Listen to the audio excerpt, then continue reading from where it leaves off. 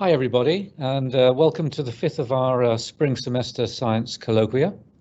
As always, just a quick reminder that we encourage questions for our speaker. You can address these to the speaker via the chat function, and you can send these at any time during the presentation, and I will moderate and relate them to our speaker in the Q&A at the end of her presentation. Also, just a quick reminder that our speakers graciously agreed to join us for a more informal backstage session, so to speak, on a separate link at the end of her presentation. And this will be between around about 1 and 1:30 p.m. Central. Look out for the link that will allow you to join that session, which will be given to you in the chat function during the course of the talk. So I'm really delighted to be welcoming Dr. Nancy Dennis from the psychology department at Penn State. I've known Nancy, I think, since she was a graduate student, certainly since she was a postdoc. She obtained her PhD from the Catholic University of America and followed this up with a postdoc at Duke University with Roberta Cabeza.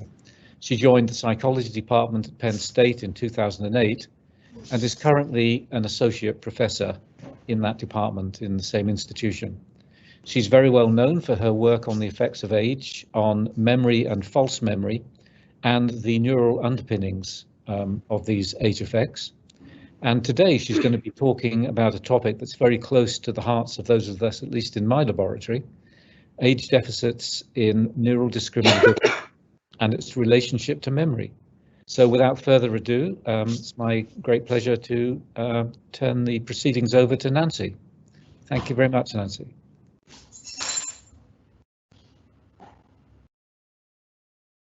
Well, thank you, Mick, and thank you everybody at Dallas for having me. One thing that I mentioned to Mick before we got started here today was that I cannot see myself presenting. So I'm just presenting to a blank computer screen here at the moment. So if anybody has any questions or any problems with my presentation or feed, please speak up to Mick so he can pop back on and alert me. So without further ado, I know you guys have a good idea about the general themes of this line of research, given Mick's work, but hopefully this talk will pull in some new examples of age-related discriminability, as well as maybe get you to think a little bit differently about how these processes may relate specifically to false memories as well. And that's why here in the title of my talk, I changed it ever so slightly here to include the word false in the title as well.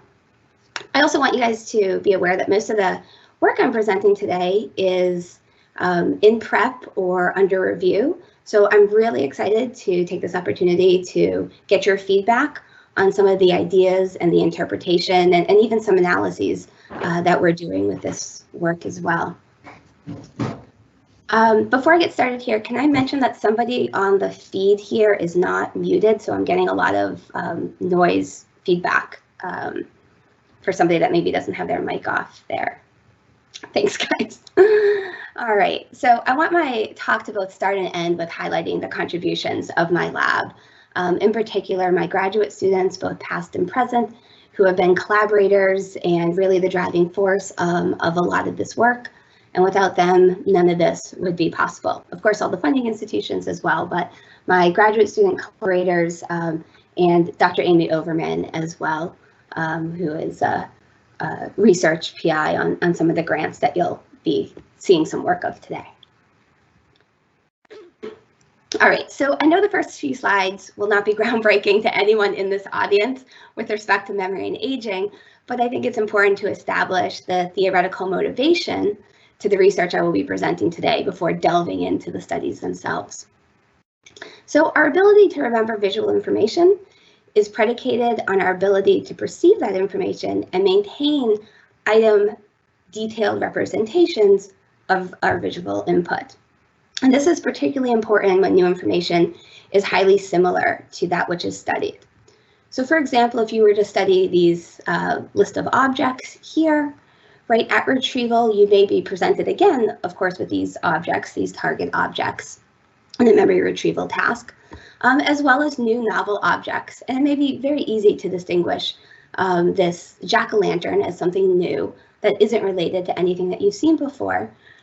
However, when we're looking at memory discriminability, we tend to want to use objects that may be more similar to that which we studied. So we could have these theme lures, which we call them in our lab. So another piece of fruit, for example, or another type of drum, for example. But we will also have these more related item lures. So again, if you were to study this apple here, again, a related item lure might be a different exemplar of an apple or a different exemplar of a drum set. And again, these can be really difficult to distinguish between, especially again, between these targets and these item lures. And that's been borne out in decades of research that has shown that there's significant overlap in neural activity for true and false memories. So here, again, just a smattering of past research by Dan and myself and McDermott and colleagues, showing that there's, again, a high degree of overlap, neural activity between true and false memories. Now, one region that seems to be, again, critical for maybe distinguishing between these true and false memories is the occipital cortex. And there's been, again, a number of studies in the false memory literature that has shown that there's generally more or greater increases in activity in visual cortices for true memories compared to false memories. So again, not necessarily an aging per se at this moment, but just a general difference between true and false memories. Do know that in aging, we see declines in the occipital responsiveness to visual stimuli in aging. Again, I know nothing groundbreaking for this crew here, but aging, again, is not only associated with reduced visual signals for these true memories, but also reduced differences between true and false retrieval. So again, at retrieval, we might be seeing these reductions in visual cortices even when older adults are recognizing the previous item that they've experienced, and again, replying either old or new during the memory task.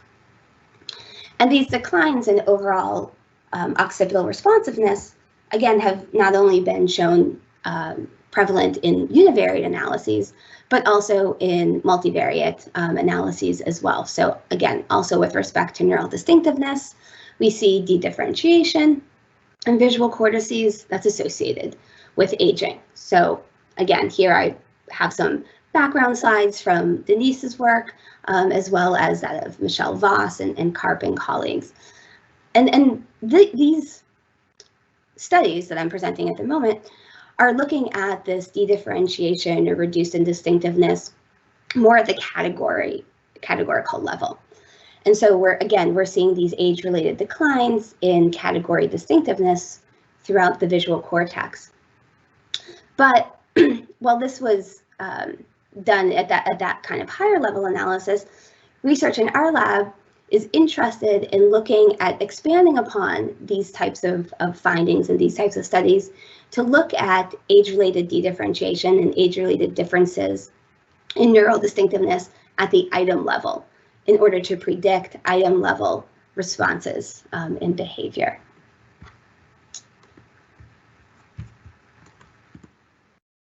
So with respect to false memories, again, this is kind of my last background setup slide here.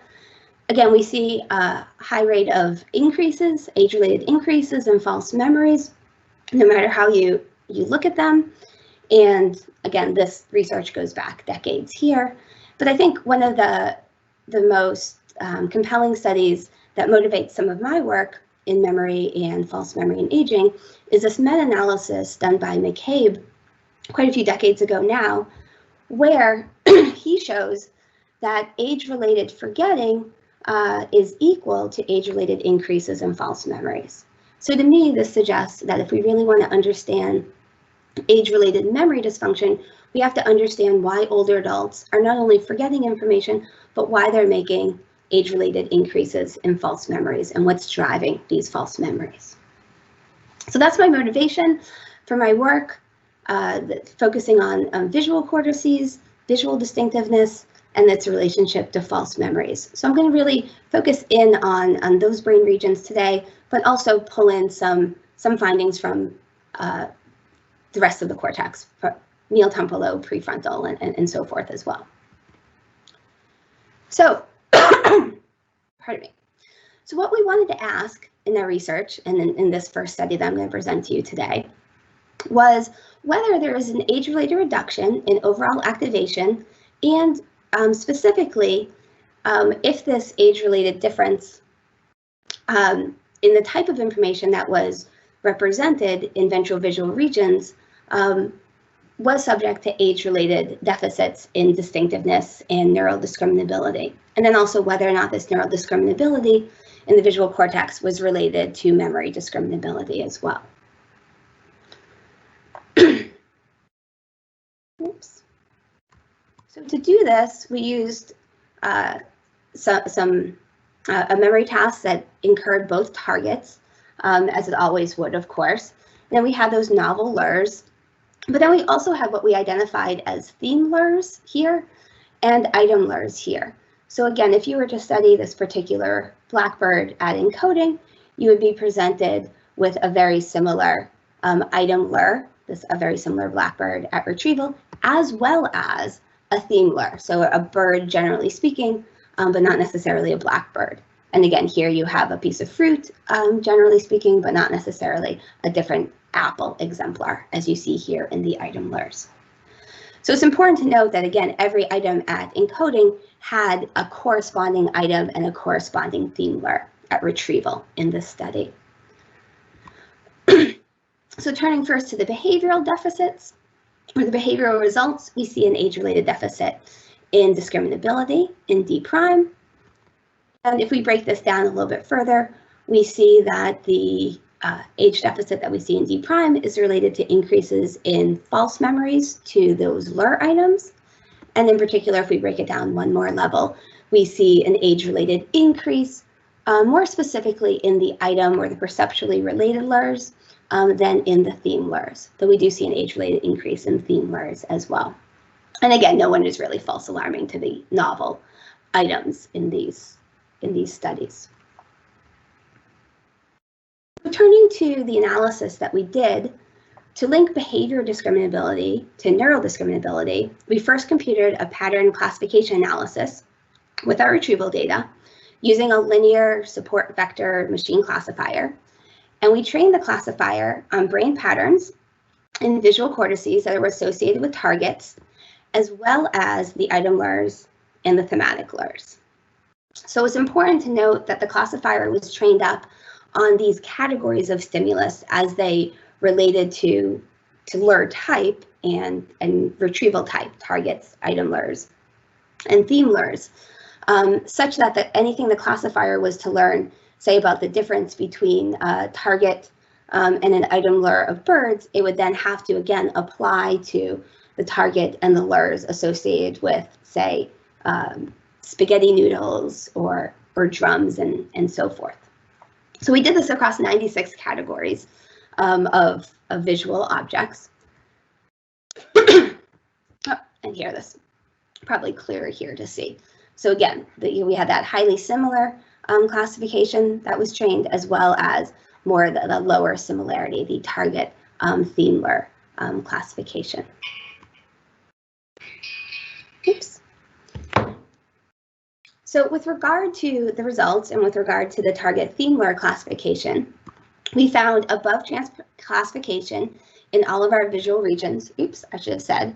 We looked at lateral occipital, midline occipital, fusiform, and inferior temporal cortex. And those visual regions are laid out here. We did this using FreeSurfer in native space in all of our participants, both younger and older adult native space. So the target theme lure pattern classification showed above chance classification in all of these ventral visual regions.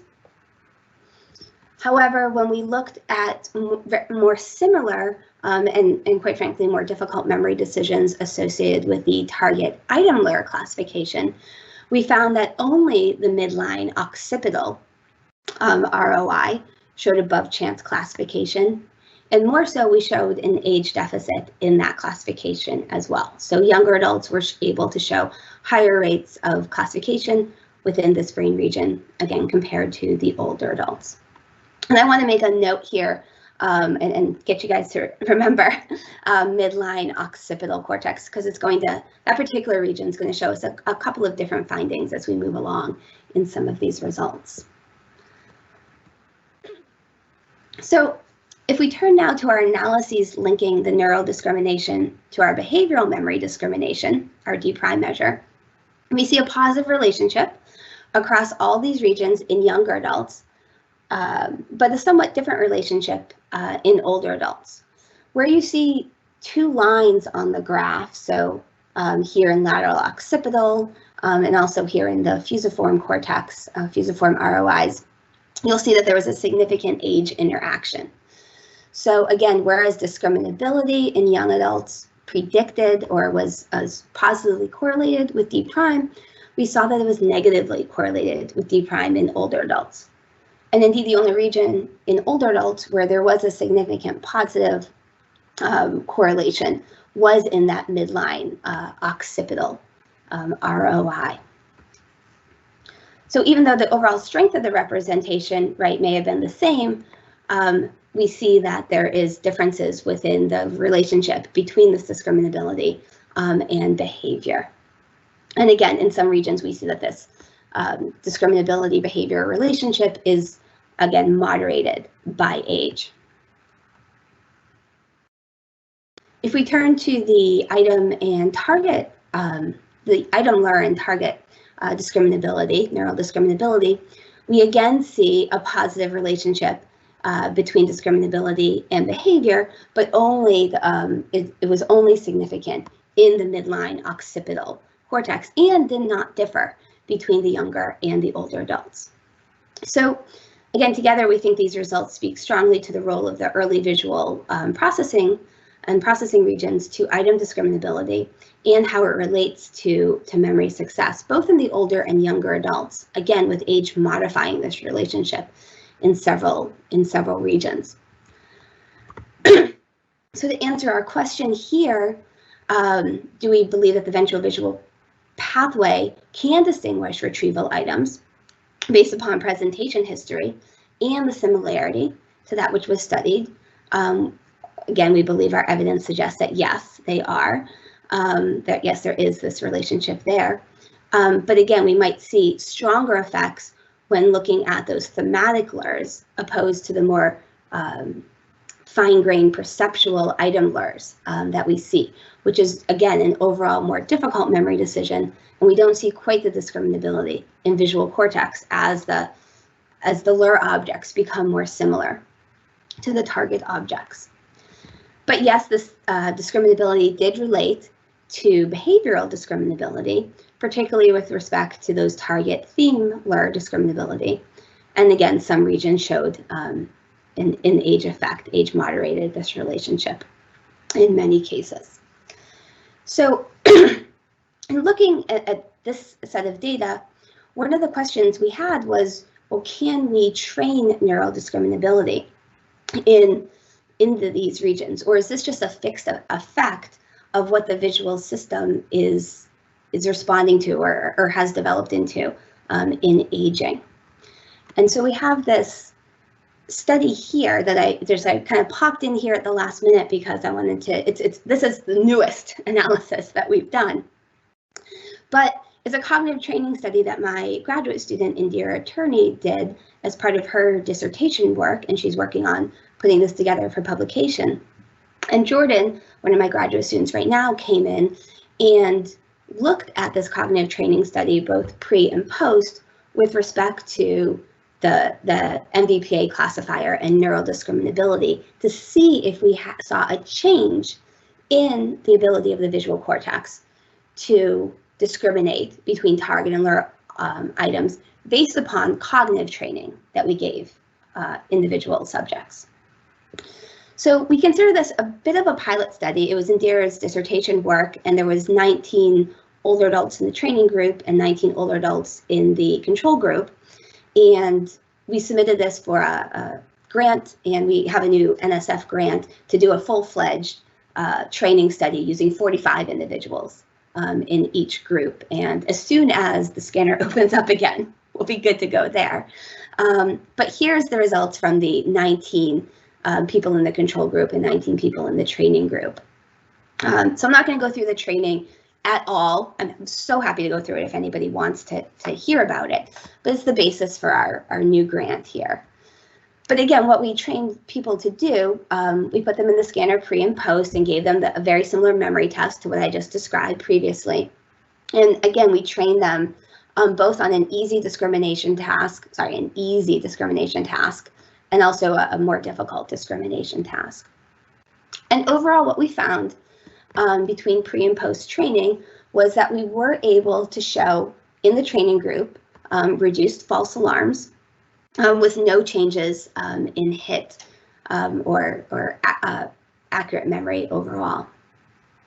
So our next step in this analysis was to identify regions that were related to monitoring success. And I should say that the cognitive training study was a monitoring-based intervention training study that we were doing.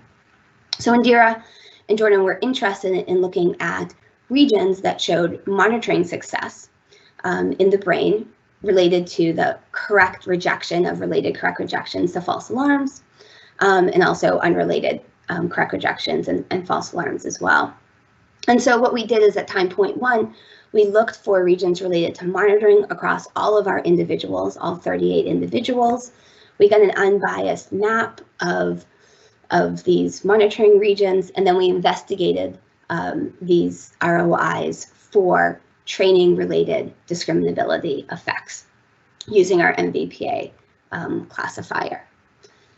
And what we saw was in the inferior parietal cortex, we saw increased discriminability in the training group, not in the control group.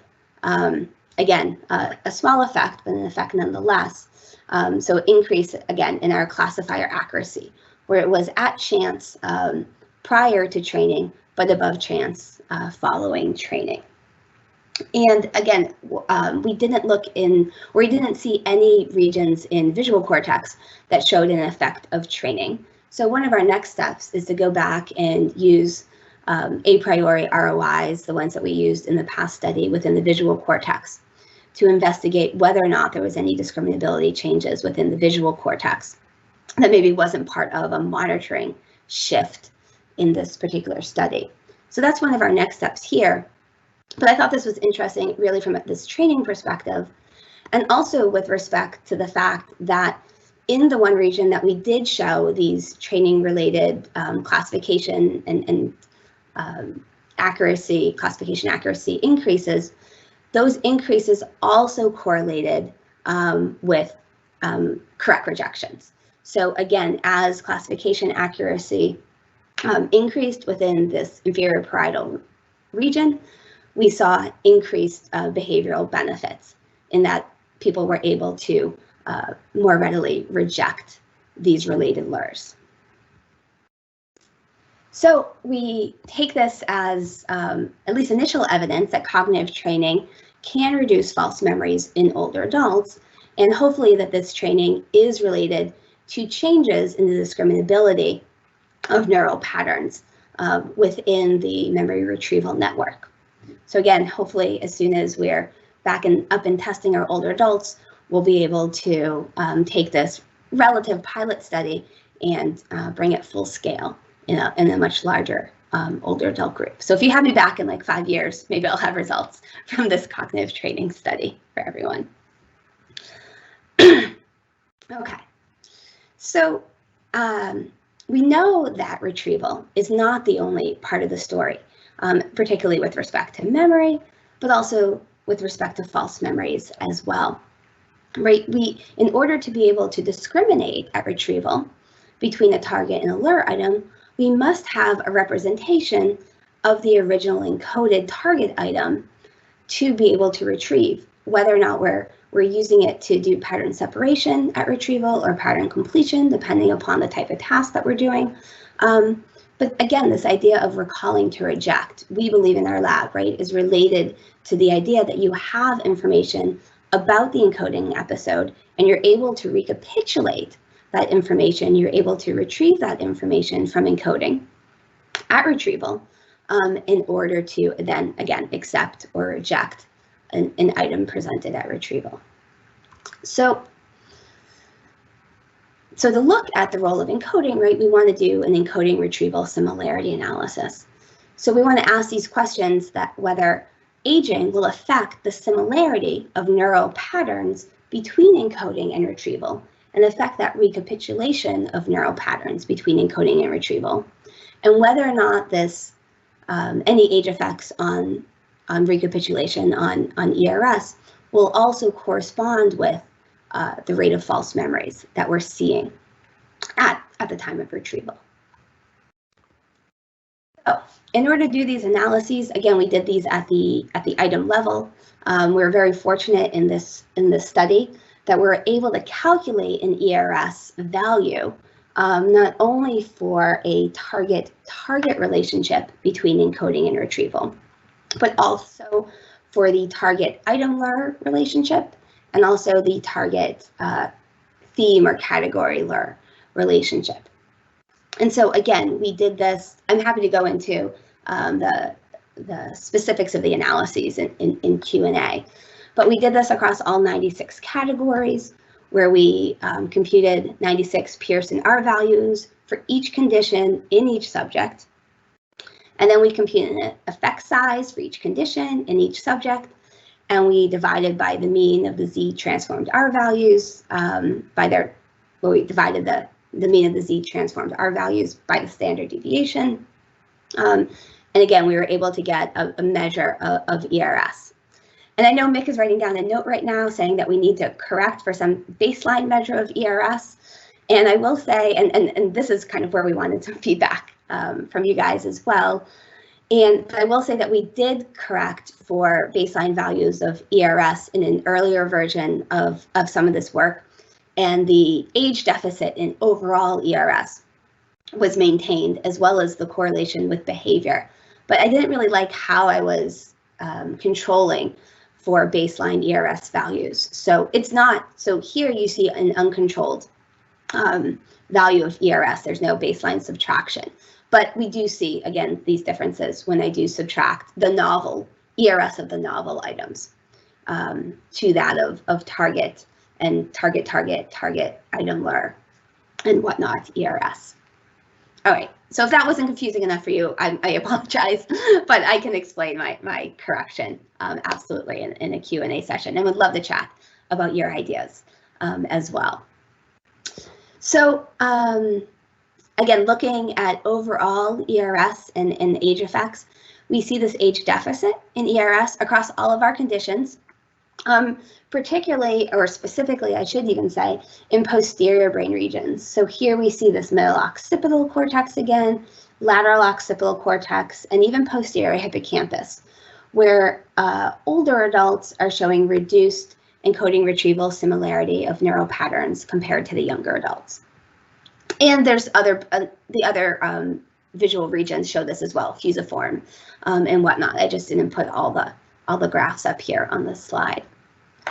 Now this changes as we move more anterior in the brain. So in the superior frontal gyrus, angular gyrus, and even anterior hippocampus, we see no age differences in ERS values between age groups.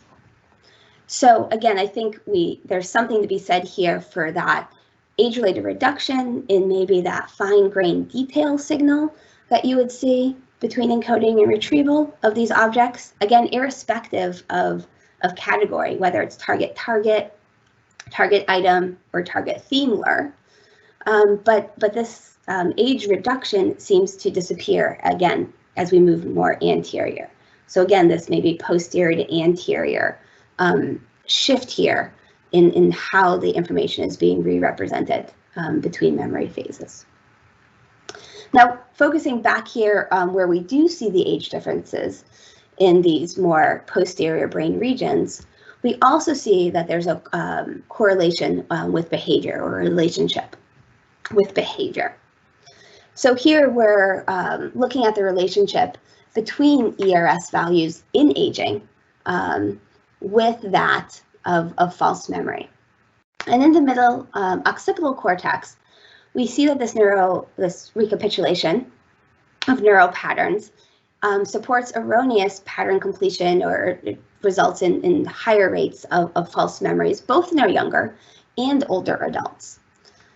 However, again, as we move along, maybe within the visual cortex, or move sort of upstream in processing, we see a shift in this relationship, such that, again, in lateral occipital and also in posterior hippocampus here, the recapitulation of neural patterns is related to reductions in false memories.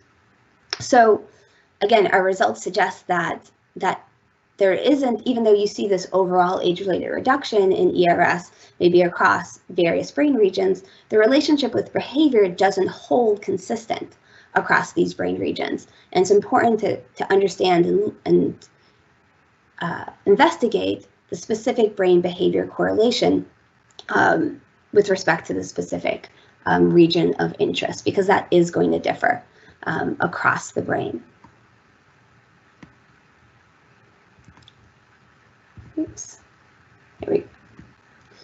So we also did this study, and this is one of the reasons why I was not a huge fan of the original control that I was doing with respect to just the noise in the signal and subtracting out that baseline noise.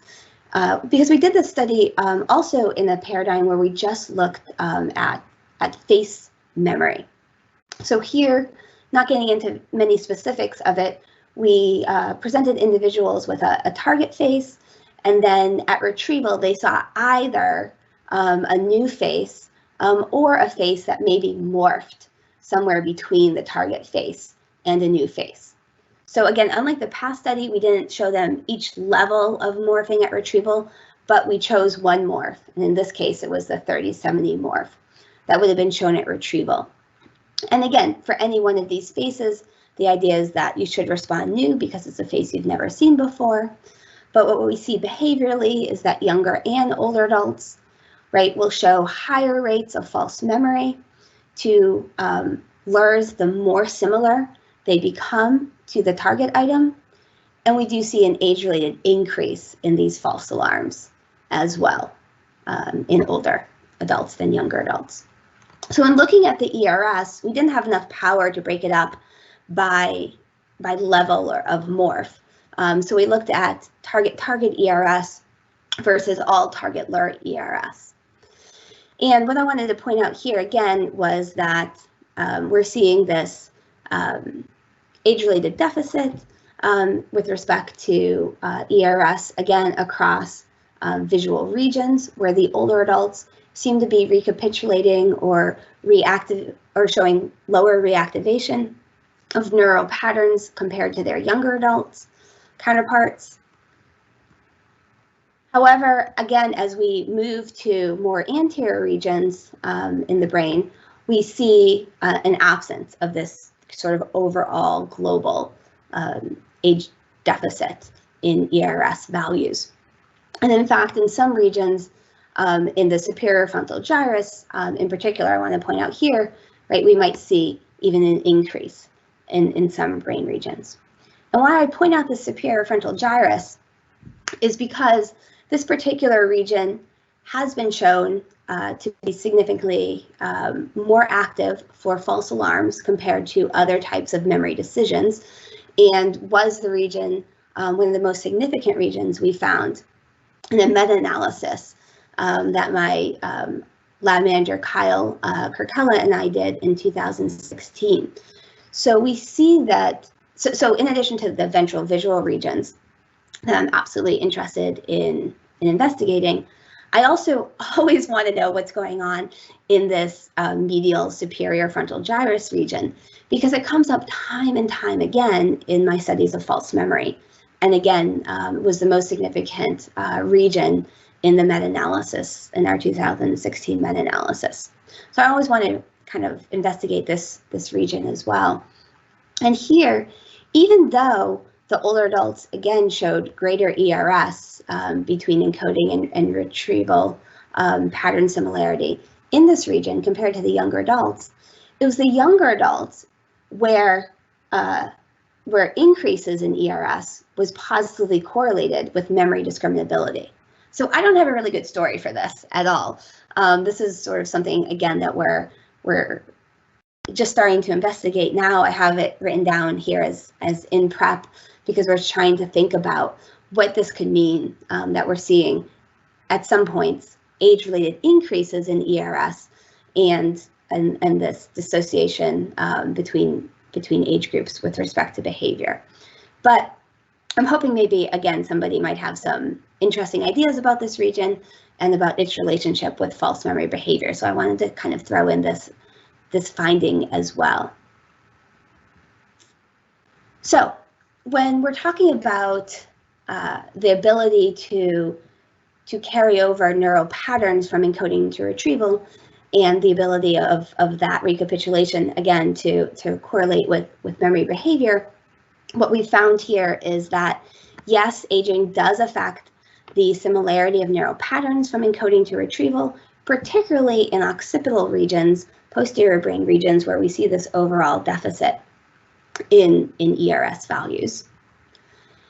And we did find that overall differences in ERS values, particularly ERS values in the older adults, did correlate with item LUR discriminability, particularly in the midline occipital regions, again, which led to greater false memories in the older adults, but reduced false memories once we got into lateral occipital cortex.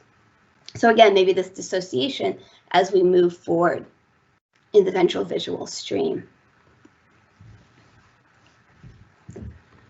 Okay, so this is our work looking at those item retrieval and item LUR retrieval analyses.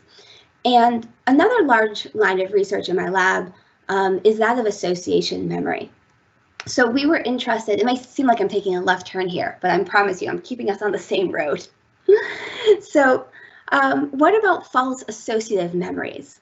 So to look at this, we want to do some of the same analyses we were doing with item memories, but we wanted to apply it to association memory as well. So again, here what we're going to ask in this last set of studies, this last study results I'm going to show you, is whether or not age differences in ERS observed in object memory tasks would persist in associative memory tasks.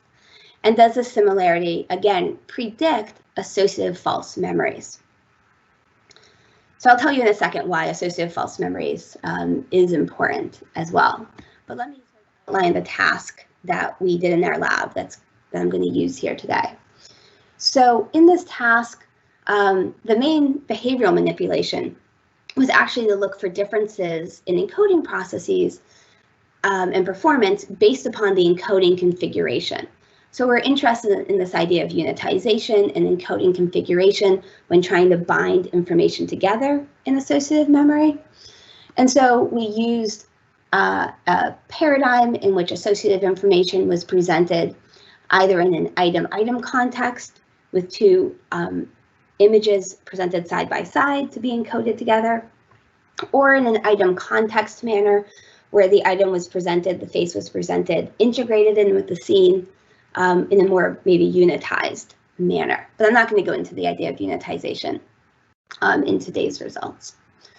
And so at retrieval, you can imagine we also did this manipulation here where the item-item associations were presented, again, in a congruent format, or they could be presented in an incongruent format. So if these were the two items that you were supposed to be encoding as a bound representation during encoding, at retrieval, I might present to you those two items now in this configuration. So again, you should say old to both of these items. You should say old to everything on this target line here because the pair is the same. And those were the instructions that individuals in this study received. Now the LURs, on the other hand, Could also be congruent or incongruent with the configuration and encoding. However, they would be a recombined lure, right? So you would see this face here recombined with this scene here. And so again, we have our target items and we have our lure items, and we can break those down by congruency with respect to encoding. And again, that was the original idea behind the motivation behind the study. But in looking at the behavioral results of this study, what we find, and not altogether surprising, of course, was that there's an age deficit in discriminability in D prime, with older adults, again, showing reduced D prime compared to the younger adults. When we look at differences in hits and false alarms that feed into this discriminability measure, we see that there is no overall deficit in hits between younger and older adults, even though there's a much better memory for congruent compared to incongruent presentation formats. Where we do see an affected age is with false alarms. And if you dig into the association memory literature, you'll see that the age deficit in association memory that Nav Benjamin and countless others have shown really shows up with respect to the false alarms. So again, we were really interested then in what was underlying these false associative memories, and if that corresponded to what we were seeing in item false memories. So we did a few different analyses that I'll highlight here for you today. One of them being multivariate classification analysis at retrieval. Apologies for the craziness of some of these slides. I'll walk you through it, of course, but again, it's work that's in preparation right now, so we're still working through those final figures for presentation format. But what we see here is we did a classification analysis across of our four conditions, our four target conditions. So a congruent or an incongruent target, at retrieval with respect to how it was presented and encoding. So it could be an item-item congruent or an item-item incongruent, or we call this item context where the face was on top of the scene. So it could be an item context congruent or an item context incongruent presentation format at retrieval. And the first thing I want to highlight here is that, so our classification accuracy, right, our chance level would be 25% because there's four separate conditions. And we see significant above chance classification in the occipital cortex, the frontal cortex, and parietal cortex across our age groups. We don't see any above chance classification within the medial temporal lobe, but we do see it again in these more posterior occipital regions, as well as parietal and prefrontal cortex. So here these triangles are highlighting the above chance classification, both in our older adults in red and our younger adults here in green.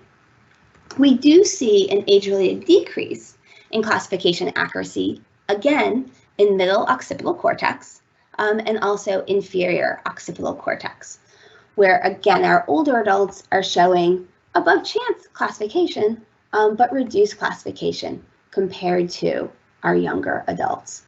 Again, particularly here in the middle occipital cortex.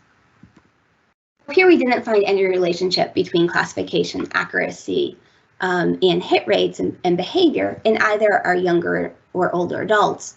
But if you remember, our age differences were really in the false alarms. And I'm going to get to some false alarm relationships here in a second. So after we did this classification accuracy, we also did an ERS analysis looking throughout these same regions. And I'm just highlighting the two occipital regions here for you at the moment, where we saw higher ERS values for congruent, and these are our two congruent bars here, congruent side by side or congruent superimposed. We see higher ERS values across inferior and middle occipital cortex for congruent presentations than incongruent presentations, but we didn't see any effective age. So age didn't seem to moderate this relationship in ERS in associative memories for targets as it seemed to do for the item memories that we were seeing previously in some of our earlier false memory studies that I showed. So here again, we're coming to the conclusion that contextual configuration is absolutely important to both the younger and the older adults, and their ability to recapitulate that configural presentation is going to benefit performance, because we do see better performance for congruent compared to incongruent. But again, we don't see these individual relationships like we were seeing before. Where we do see some significant differences in aging and also some significant correlations with behavior is when we look at the LER items and we take false memories into account. So what you're looking at here is a representational similarity analysis, just at retrieval, where we looked at the overlapping and corresponding patterns between hits and correct rejections, as well as between hits and false alarms. And here I'm just presenting the work in our older adults because this was a significant difference in older adults, whereas we did not see a significant difference between these two RSA values in our younger adults. So for older adults, what we're seeing here is higher overlap in neural patterns, higher RSA values between hits and correct rejections than hits and false alarms, again, throughout the ventral visual cortex and even into the parietal cortex and angular gyrus, as well as precuneus. So we were interpreting this as that there was, again, less overlap between the hits and false alarms, maybe more noise in that signal with respect to false alarms in aging, as well as the idea that the greater the overlap was between hits and correct rejections, we were thinking, okay, that we're seeing this maybe recall to reject idea going on. Whereas as you were able to show similar patterns between a target item and the correct rejection, the LER item that you were able to eventually correct reject, you're able to recapitulate and bring about these item-specific details that you were using to show enhanced memory discriminability and correct rejections. So that was our idea, and then we went and looked at the correlations with behavior, and what we ended up seeing was when we were looking at the overlap in neural patterns between hits and false alarms, that was significantly predicting false alarm rate in the older adults, such that the higher overlap we had between neural patterns of hits and neural patterns of false alarms, older adults were making more overall false alarms. So again, a little bit of a disconnect here, maybe between these two findings, but the data is what the data is, and it was significant across every brain region here that you see. So, in respect to answering our questions about do age differences in ERS observed in these object memory tasks that we were doing persist when we do associative memory tasks, my quick answer, my initial answer is no, not necessarily, because again, these target congruency, even though it was again critical to performance and ERS patterns, age didn't moderate this behavior. However, again, we did see that the similarity of neurorepresentations that underlie both accurate and inaccurate associative memories, they did predict associative false alarms. In particular, aging was associated with these higher hit and correct rejection similarity than hit and false alarm patterns, yet the magnitude of the hit and false alarm similarity was what was predicting false alarms in older adults. So just to wrap up here and again, hopefully get a lot of good feedback and questions and from y'all. Some of my overall conclusions are that patterns of neural activity in ventral visual cortex do distinguish between targets and thematic LERs. but only in midline occipital cortex does it distinguish between a target and a more similar item lure. And then there's this evidence, again, that this relationship between neurodiscriminability and behavior discriminability is moderated by age. But there's also, again, a handful of results I've shown you today that shows that there's an age invariant relationship as well. So there's a lot to think about with this data.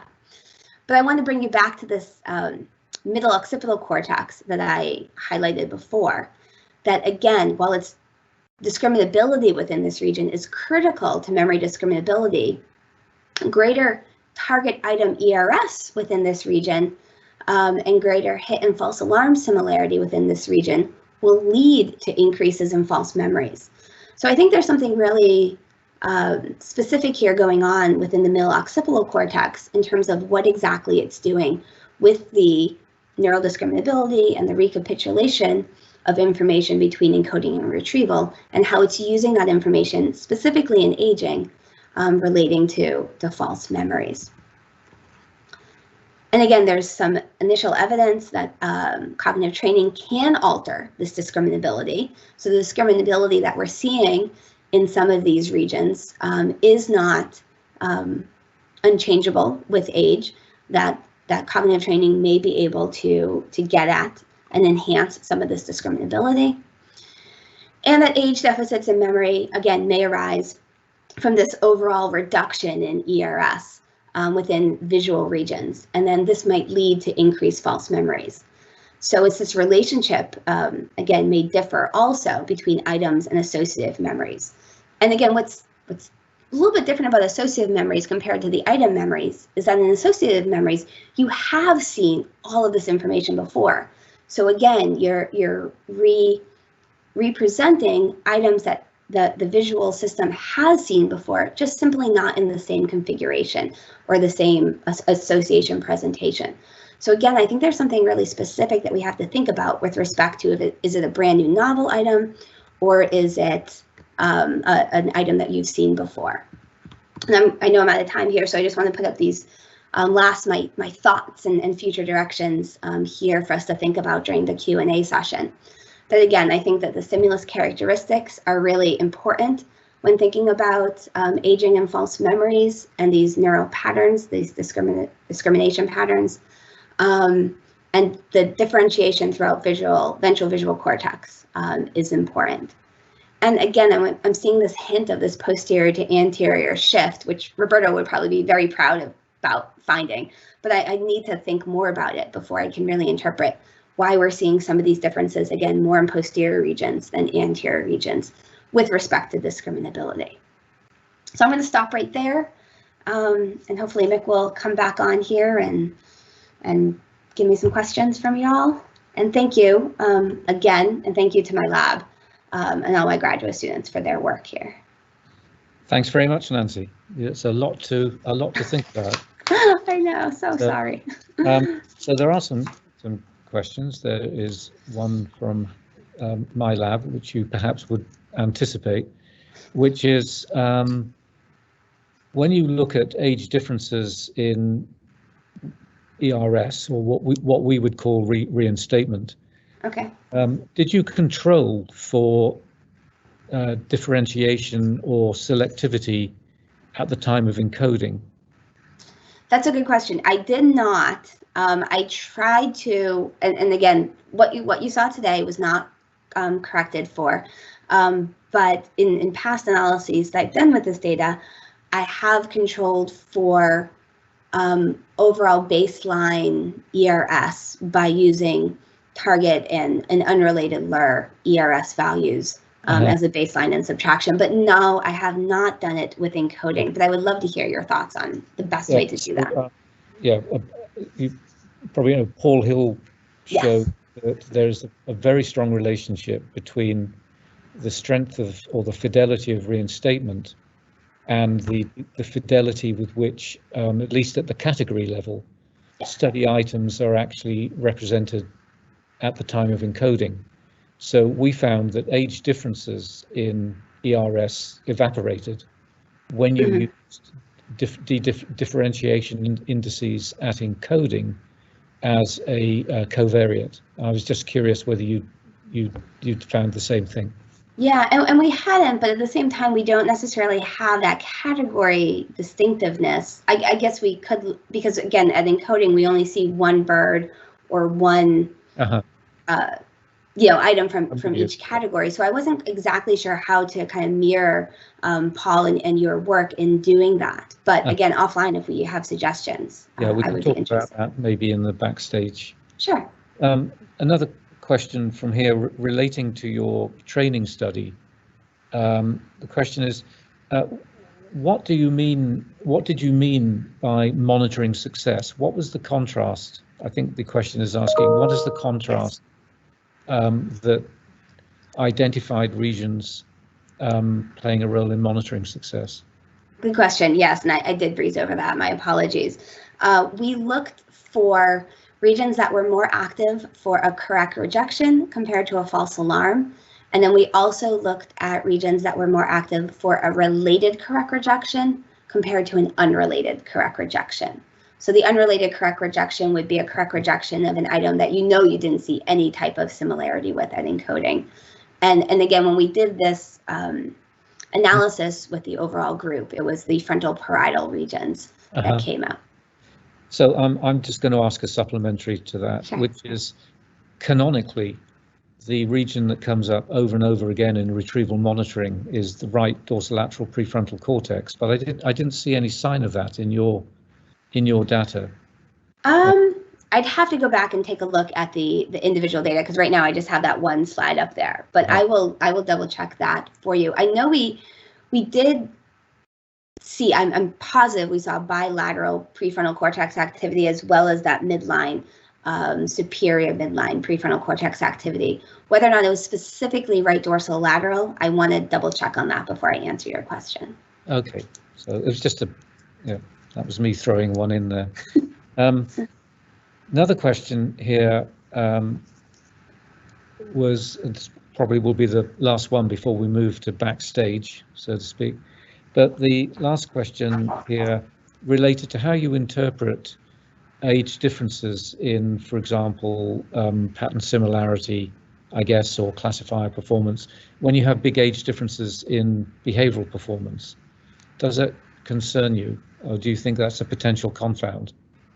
It does concern me. One of the things that we, try to balance between is looking at what is the pattern classification differences when the stimulus is just simply represented at retrieval without narrowing down to using just the recollection items. And so again, as you, the data that you saw here was not taking into account behavior in the pattern classification analysis themselves, even though that's been suggested to us kind of time and again at conferences. So what you're right now. Yeah. So what you're seeing is that sort of overall neural patterns associated with the presentation of a target and a lure item, irrespective of the behavior to start with. And then again, a second step that could be done that that we find tricky to do is looking at pattern classification with respect to only using recollection-related items or recollection false alarms, if you will, because again, there's different numbers of trials between individuals. So we've, at this level of analysis that our lab is at the moment, kept it at a consistent level of trial counts across the board without, and then bringing in behavior at that second regressor level. But it is a good point that, we do see these overall differences in behavior. So again, maybe then just focusing on the accurate memories in both age groups would be a way to whittle out maybe some of that noise and only be able to look at that. And that's something that we are in the process of doing with our ERS analyses. But for reasons that I'm sure you're aware of, it's more difficult to do with the pattern classification analysis and the classifier training because of the unequal trial counts between subjects. Yeah, so I will just say for the benefit of the audience, you can get around that by randomly omitting trials from which are excessive. So what really matters is, for example, yoking your older and your younger subjects. So for any given older subject, firstly, you have to equalize trials between the two categories. So you throw out the excess trials randomly, and then you throw out excess trials in the younger subject so that you have a pair of subjects with exactly balanced trial numbers. Okay.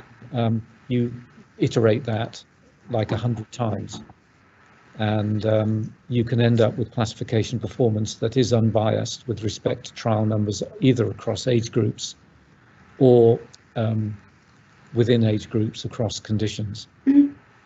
So that's been the approach that we and other people have taken to try to get around that problem. I do agree, training classifiers with unequal trial numbers introduces horrible biases. So, but if you throw out the excess trials and then just, as I say, iterate like 100 times, you get pretty stable solutions. Excellent. So anyway, I just threw that in there. But let me, as our time is out on this stage of our proceedings, on behalf of our audience, thank you so much, Nancy, for a great presentation. Really interesting data. We look forward to seeing how it evolves as it makes its way through the publication process. I'm very aware of what happens to our data between pre-publication and publication. That was really very interesting indeed, and very lot to think about. And just to say to the folks on the call, the link has been posted for joining Nancy backstage, and I hope very much that when you use that link, Nancy, you'll actually be able to see yourself. Yes, fingers crossed. We are going to leave this meeting now and click to join the other one.